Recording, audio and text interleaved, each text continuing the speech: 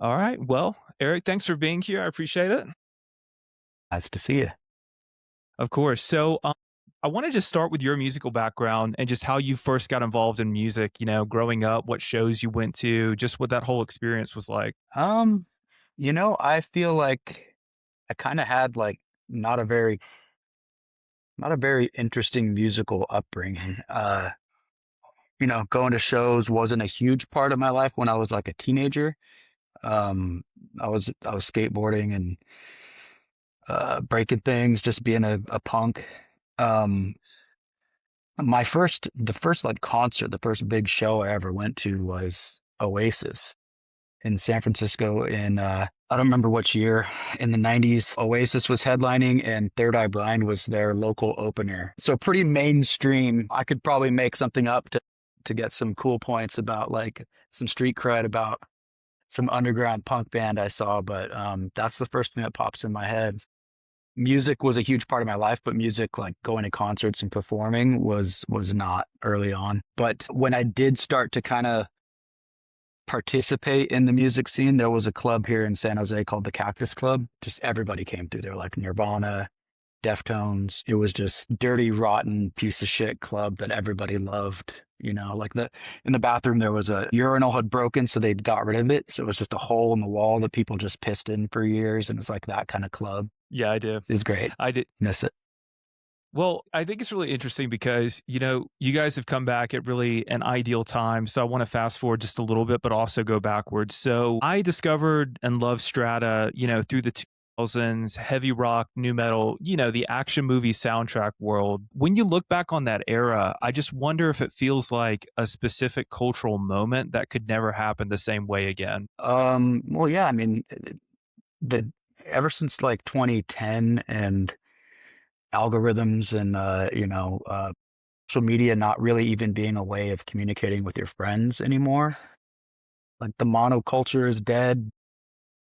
The mainstream, I don't know, it can't happen again. I mean, there's definitely genres, but there was something really interesting about, MySpace had just blown up, and we were on tour all through that, like the rise of social media. So we saw, you know, it used to be you would travel the country and you would see different styles. Like the kids in Wichita dressed like this, and the kids in Boston dressed like this.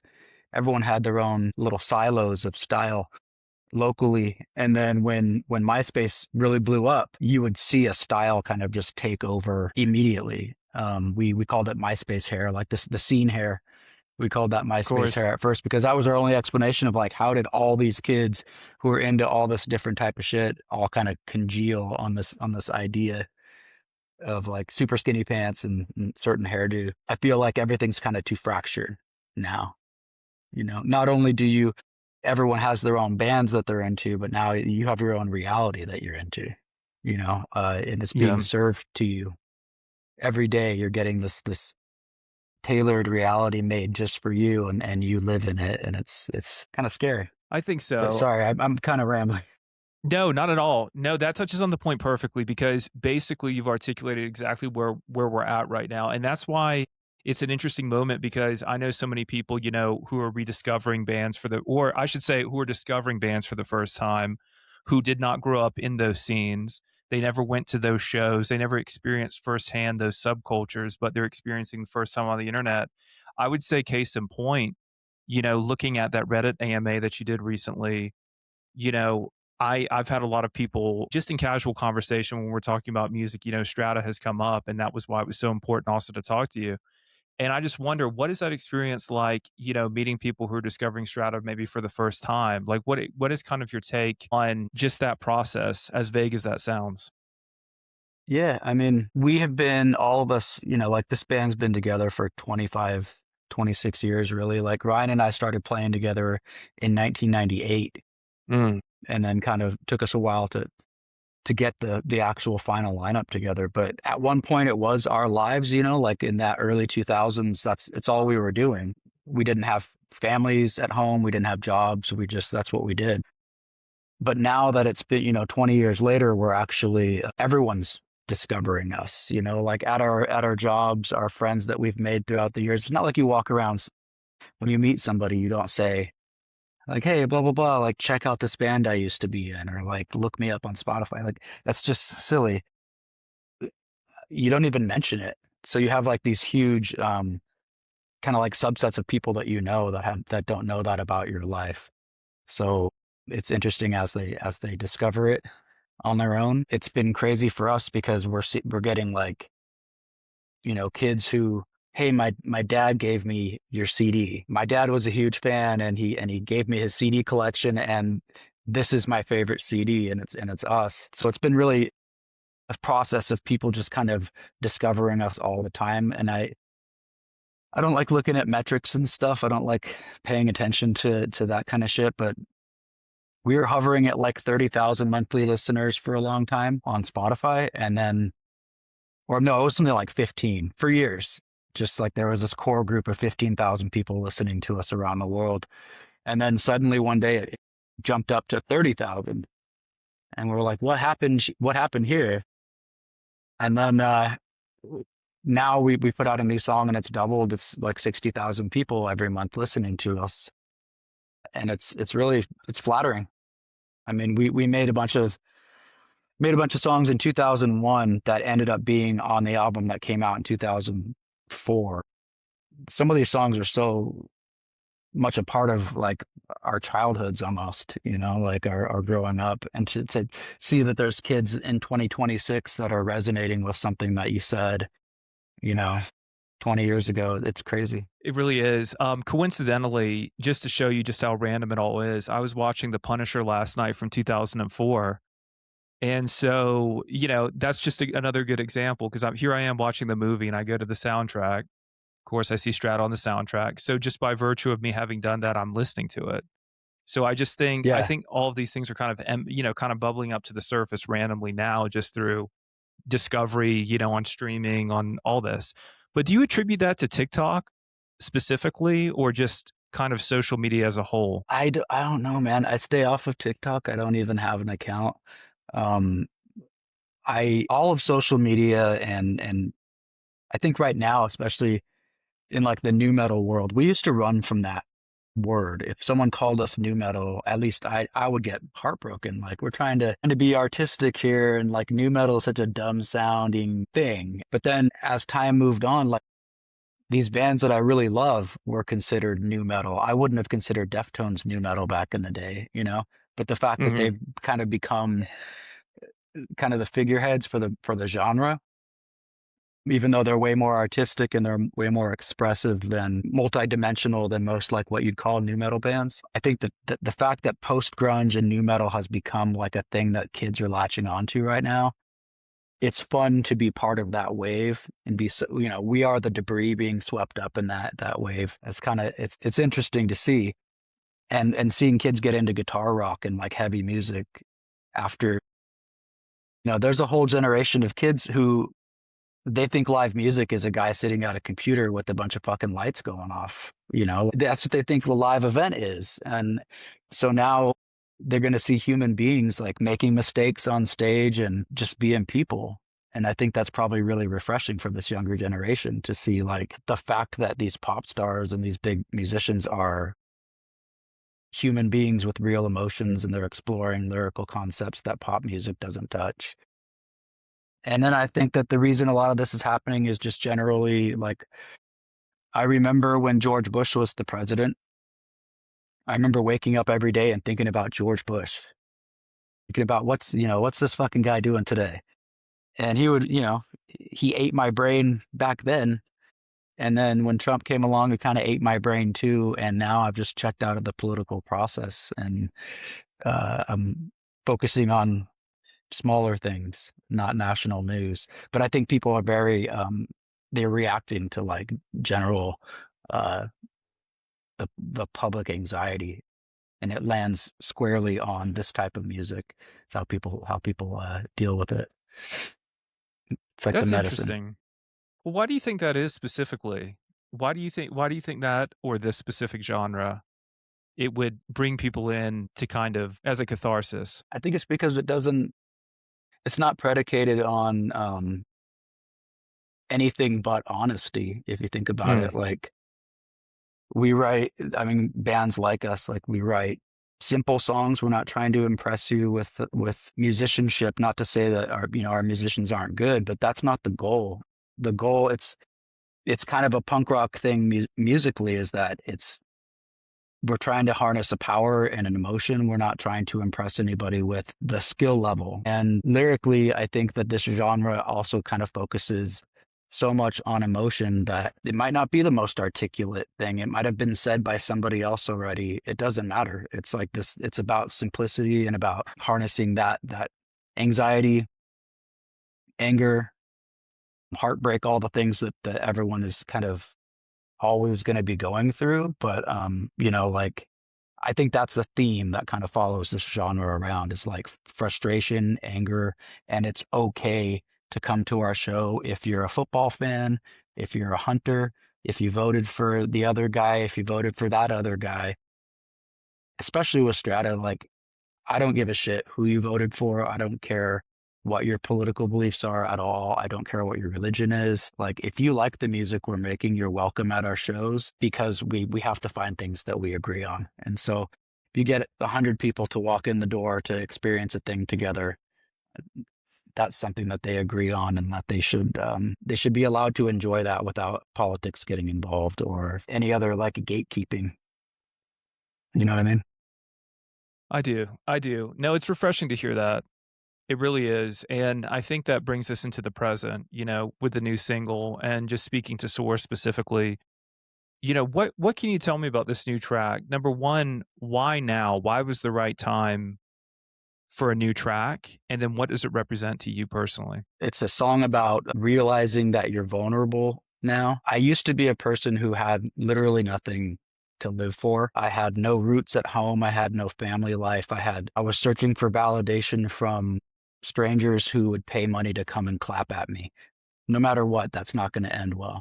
But what came with that was a sense of confidence, because I didn't give a fuck what happened to me as far as drinking and drugs and risky behavior and devoting your entire life to your band. That was something I could do back then, because I was invincible. Not that nothing bad ever happened to me, but I was kind of welcoming the day when I would just, get hit by a bus. I just didn't give a shit about anything. And that sort of power that came with not giving a shit about anything, it was constructive nihilism, I guess. But there was a certain power in just having the guts and nothing to lose, right? Years later, like, I feel like I've lived a completely different life. I found validation from a family that I started. I found a great woman. We have 2 kids. I'm working a job that, is pretty decent. I'm working on volunteer things in my community. So I feel a lot of purpose with or without music, with or without making music. I feel a lot of purpose in my life, and I feel super vulnerable. Like, there's a power in that as well. There was a power in the being indestructible, and then there's a power in admitting that, like, the last thing I want to do now is die. The last thing I want to do now is disappoint my kids or not be there for them. So the song's about that, about just dealing with the pressure of living 2 different lifetimes, but still being the same person inside. Mm, I still have super dark thoughts. I still have, things I want to do that maybe I shouldn't, but there's a power in, they always say, like, being a part of something bigger than yourself, right? of This, course. my family and my band, these are things that are bigger than me, and I'm a part of those things. So yeah, vulnerability is the main kind of theme of Soar. But speaking of vulnerability from a place of having been a person who was once, untouchable.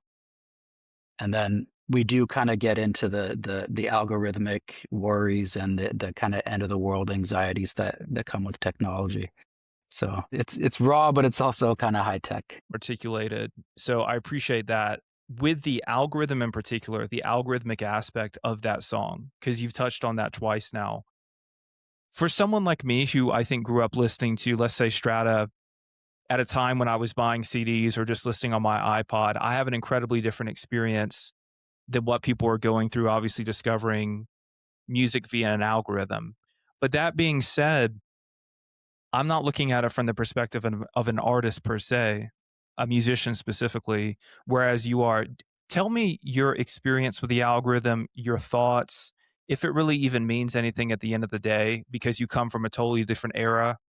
I just want to hear kind of you elaborate on that notion of the algorithm because I think a lot of people, I certainly know in our audience, will find a lot of value in that. When we say the algorithm, I mean, it's kind of shorthand for like our digital overlord in a way, if you think about it. All these different platforms have all these different algorithms, but what makes them awful, what makes them horrible things is that their number one goal is to keep your attention, to keep you using the product, whatever product that is, if it's Facebook or Instagram or TikTok or whatever. Its goal is to keep you on there. It has learned that to keep you on there, it has to piss you off. Engagement is driven by anger. So when I write about an algorithm, lyrically, I'm not talking about the algorithm that's going to choose whether or not you hear this song, if it's suggested to you. I'm writing about the reality that's being served to you by this machine that it's the world's most powerful supercomputer, and it's tapping into your brain, and its one goal is to make you a consumer and not a producer. Its Mm, one goal is to show you something that's going to piss you off long enough so that you stay on your phone, you get more mad, and then you interact with somebody in a pissed off way. It's the outrage economy. When I think algorithm, I'm not even thinking about like the musical suggestion algorithm, like however you crack that code to gain access to people who've never heard your band. I don't know how to do that. I mhm. don't care how to do that Yeah. at this point. I want to be part of some kind of I wouldn't say like a movement, but the fact that we've been around as long as we have, we remember what it was like before. Like Mhm. I remember being shown a band by a friend, and because this was a real person who I had face-to-face contact with, and I knew who they were, if they suggested something, it had a certain weight, and Mm. if they liked it, if I thought they were cool and they liked this band, maybe I should check it out. It's a completely different world we're living in now where there's a monetary benefit to someone else for everything that you see, everything you interact with, and everything that you're being shown. And I feel really scared for my daughter and for my son, what kind of world they're going to be growing up in where, their personalities are being molded, actively molded all day, every day. You're absolutely right. I mean, it's something that even though I'm not in that same position yet, it's something that I consider too. I think a lot of people, I would say, are confused about this moment in terms of, so much of our identities are actively being shaped online as opposed to, let's talk about the early 2000s, whereby you had an online personality, a physical personality, more so a physical, experience, I should say. And then that's Yeah. just decreased to becoming less and less and less, where now your digital footprint is really the first. It's pretty terrifying, I will admit. And it's permanent. Everything that, I mean, we all know now, but there was a time when people thought like, no, Snapchat, it disappears. And like, fuck off, like nothing disappears, and you think about all the stuff that we did as kids and that we did as like, technically adults, but we were farting on each other in a van for 5 years straight in our very early years, our formative, early 20s or whatever. And we would say things that now would get us canceled just for the fact that like in the early 2000s, there was a thing like Alien Ant Farm, Strata. There were these bands that, in order to continue having fun, you would just have to keep pushing the envelope. We'd play a gay Mhm. chicken where like two guys put their faces close together as possible, and then like even just saying gay chicken now could get me canceled because I'm implying that being gay is bad. There was like we would use words that now would get us canceled, not because we were full of hate, not because we believed those words, but because it shocked our friends. And that's what we were trying to do, is shock each other. And I think about kids now who, like, I'm not defending their actions, but they're kids. Mhm. Kids say stupid things, they do stupid things. And if Instagram and TikTok existed when I was 16 years old, I would be on some kind of list right now where I'm unhireable for the rest of my life, because of me trying to shock my friends or just trying to like, you know, see what you can say and get away with back then or whatever. Um, it's just we're in a scary time. It makes it hard to create art. I have certain opinions that I want to express, but I just never will because next year that could be something that could get me fired from my job and my band could be, blacklisted off everything. It's hard to write I've written books before. I'll probably never write a book again unless it's not about my own feelings, because I would be afraid that I'll say something that is, offensive later, if that makes sense. Like artistically, like comedians are starting to use certain words that they hadn't had the balls to use for the last few years. Things are changing to where people are starting to realize like language is language, violence is violence, but words are not violence. And Hmm. words are how we prevent violence and break tension, and humor is important. I like where it's going. I like that it's coming back around to where we're all just not taking ourselves so seriously. But it's hard to be an artist these days, especially if we're old guys that don't give a fuck really. Like we want to be successful enough to go play some shows and have some fun, but we're not like a young band trying to make it right now. Hmm. And I feel bad for young bands trying to make it for the first time, like trying to break through the noise of millions of bands back Hmm. when we came from a time when there were gatekeepers and there was a process. And if you got a major label deal, you were just guaranteed some eyeballs and some ears and some butts and seats no matter what. And nowadays it seems so much harder. If you're trying to start a new band right now and like you're 18 right now and you want to be an artist, it's like, that sounds awful. So I have a lot of respect for the younger kids that are trying right now. I agree. I agree. And, continuing that thought, in the Reddit AMA, you described this era almost like a bonus round. So, if in fact it is a bonus round, kind of where everything is finally happening the way it should and you're in control, what does that control mean to you? And kind of what does this era represent? Because you kind of touched on it. You said this is, we don't give a shit, which is a good thing. You're basically saying, you can explore being yourselves with full control. But what does this era mean to you as a bonus round? The fact that we all, well, our current drummer lives up in Sacramento, but the fact that me and Ryan and Harag all live in the same city, as I'm pushing 50 years old and I'm still living in my hometown and I'm still in my old band with my buddies. That right there is a miracle.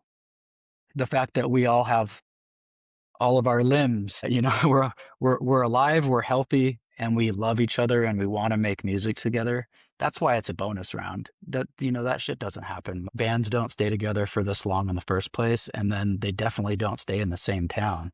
And they definitely don't stay in the most expensive place in the world to live. San Jose is the most expensive place to live, and we all are still here. So the fact that we're even able to make anything together and we're able to make the time as parents and guys with jobs and all this shit, the fact that we're able to spend that time and make new music, not just play the old shit, but actually like go forward. That's why it's a bonus round. It wasn't supposed to happen in the first place. So, whether this song gets a whole bunch of, clicks, views, listens, streams, or whatever, it doesn't matter. It might matter to our partners at the Artery Foundation. They want us to be successful, but we don't even want to go on a world tour. We don't want to I miss our kids. Like Yeah. if I could go play, maybe like 25 shows a year, maybe 2 weeks at a time or something like that, I would love to do that. But the days of like, let's all stuff in the van and like, trash like leave our lives behind and just like go on the road for a year, like it's fucking insane. That's crazy. And a lot of kids coming up right now, they're probably never going to experience that, like touring the way it used to be. We had a label back in 2006 that I would be on the phone with the head of the label, like, please let me fucking go home, dude. I just want to go home. Like there was nothing for me at home, but I just wanted to like have the opportunity to like have a life outside of Yeah. that bus and that stage. And that's why this is a bonus round. We went through all that and then we formed as adults and have like actual lives now. Now it's just fun. Now it's like I'm actually scared, to be honest. I am scared to step on stage for the first time in almost 6 years. Mm. And we're playing a show at the end of June. And I'm like actually scared of it. How do you go back to that? Like how much of a dork I am to go put that mask on again, to go put that like you paid money to come and clap at me mask Yeah. It's a hard thing to do when you pride yourself on the fact that you're just a regular guy. Yeah. I had the opportunity to restart my life and have a lot of the things that I never thought I would have. Again, I'm rambling, but yeah, I'm actually like scared of playing live at this point because I want Well, it's people, I like don't two want different lifetimes. us to get out there and have people be like, these guys used to be badass and now look at him. That scares me. So we'll see. We'll see how it goes with the live stuff. Well, let me ask you about that because I do understand, that's it represents two different lifetimes. I think in anything that you do when you haven't been at it in a long time, it does take a reacclimation process. So I understand that. But do you feel like you could see Strata on a tour with some of your peers from that era, even in just a limited capacity like you described? I mean, I certainly could, with some of those I would, bands that you came up with. I would love that. And even because when you're opening, you don't get paid very well. Like you're probably going to come home in debt if you're an opening band. Mhm. Just for example, quickly, like we used to always be afraid of headlining because what if no one shows up? And it's like we would always just take these opening slots because we thought our theory was the more people, the more another band's fans that we have access to, the more we'll build. So we'd open for Chevelle and we'd open for, Trapped at the time. But we'd go out and play all these shows for other people's fans, and we made a lot of fans in the meantime, but we would always be broke. I mean, we'd be making $500 a night, but we're spending, $1,200 a night. So Mhm. we'd come home just in the red. Nowadays, for us, this wouldn't be like our only income, so we can kind of afford to go be opening bands. Like uh, when you said bands that are our peers, Mm. I took that to mean like you consider like other bands that were active at the time. When I hear peers, I hear like actual friends that we made back Mm. then. One of the friends that I made back then was Zach from the band Shinedown. I think he was a tech at the time. I think Shinedown existed, but he was teching maybe for Chevelle or something. But we were out there with Helmet and Chevelle. And my buddy Chris, who's now the guitar player for Bush and has been for like 20 years, he was on that tour too, playing with Helmet. So when you said the word peers, those are the two guys that I thought of. And those are the guys that I would love to go out with because we call each other on the phone and we talk about, Chris and I have a hobby that we share that we talk about that a lot with. And then Zach and I have been friendly for this entire time. Those are two bands, Bush and Shinedown, I would love to have Strata go out with. Even if we're losing money, just go do it for like 2 weeks just to, Bush was one of my favorite bands growing up as a kid too. So having the opportunity to play with the band that basically launched me as a singer. The story is I was in the passenger seat going up 17 on the way to the beach with some friends, and Bush's album was playing. I guess that was probably a CD, but it was like one of those plug-in CD things. Anyway, I was singing along with Gavin, and the girl in the back basically said, like, dude, you actually have a really good voice. You should be a singer. And then she said, my brother plays bass if you want to like meet him. And that's how the very first band I was ever in got formed, was just someone tapping me on the shoulder and saying like, hey, I heard you sing along with Bush. You should do this. Mm. So the full circle moment of getting to play with Bush during our bonus round would be pretty cool. That But would be there's tons of incredible. others. There's tons. I would be intimidated to play with people like Bad Omens. They just have their shit so perfectly locked in that we would just seem like a bar band playing with those guys. I think it'd be the perfect, combination, honestly. I like the juxtaposition personally. I Yeah, mean, and it I would think bring that my taste together.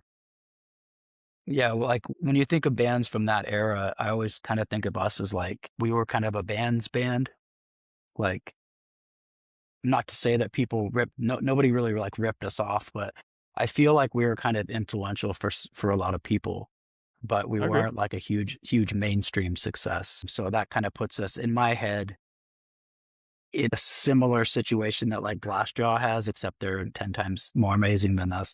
But Glassjaw was a band that all bands knew, but the Mhm. public wasn't really that aware of. That is a good point, yeah, especially for post-hardcore. Eric, that really does sound amazing. That brings me to kind of the final part of the conversation, with regard to new material, because Soar came out, but it's all about kind of what's next.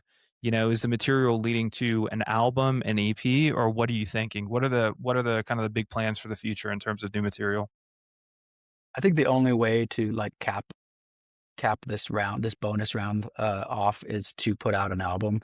Mm, But we have over the year, like we were never not active. So there's a mhm. lot of ideas that like, hey, lyrically this idea is great. I like it, but musically it kind of feels like 10 years ago. So how would we sort of import that into a new idea? Ryan basically is like the engine for all of the song ideas. Mhm. In the years since we broke up and then got back together and kind of like been half-assing it for a few years, he would always go in there and he would always just like play the drums, play the guitar, play the bass, and come up with these ideas. If he played something for me that sparked something, then we'd work on it. And there are hundreds of very good ideas that he has recorded. It's sometimes we'll go in there to the studio with the goal of like, let's pick from this big folder and let's see what we want to work on. And that's all night. All night we're just sitting there putting ideas into this like awesome folder, good folder, and like maybe folder. And the guy just churns out, he really pours his soul out all the time. So yeah, making an album, I keep trying to go back to your question because I'm just rambling, but like making an album would be the only way that we would do ourselves justice, I think. It's a matter of just like how difficult that can be some days to get in there and stay focused. A problem I feel like their last two albums had was, or our first album didn't have it, but our second album was us searching, kind of fighting with each other about like, I was listening to Radiohead and Bright Eyes, and I wanted to make like a kind of like a folk electronic album. And the guys wanted to keep playing shows with like Thrice and Seosin and stuff. Like they wanted to be, and so that was a huge mistake I made, was to kind of try to steer our ship away from what our obvious path would have been. But now we want to try to stay in the vein that we're in. Like Soar is the best. I think it's the best song that we've done. I put it in my like top 3 of like all of our songs ever. Lyrically, it came from a really good place, and musically, I've played it for friends that have known the band for, the whole time. And they've said, this is what you guys were supposed to sound like the entire time. Like you finally Wow. hit it. And then the only real like negative feedback I've heard from people was like, I want to hear Eric screaming. Like he doesn't scream in Soar. And, there's definitely I have a lot of aggressive topics that I want to cover in future songs. So there's going to be some screaming for the people who need it. For me, Perfect. Well, I need it too. yeah, I think we all do, trust me. Yeah, man. But it's been an absolute pleasure talking to you. I'm excited, like so many people, for what comes next. So thank you. Looking forward to that album. And thank you for taking the time to have this conversation today. I really appreciate it. Yeah, I appreciate you too, man. Thank you very much. Thanks, Eric.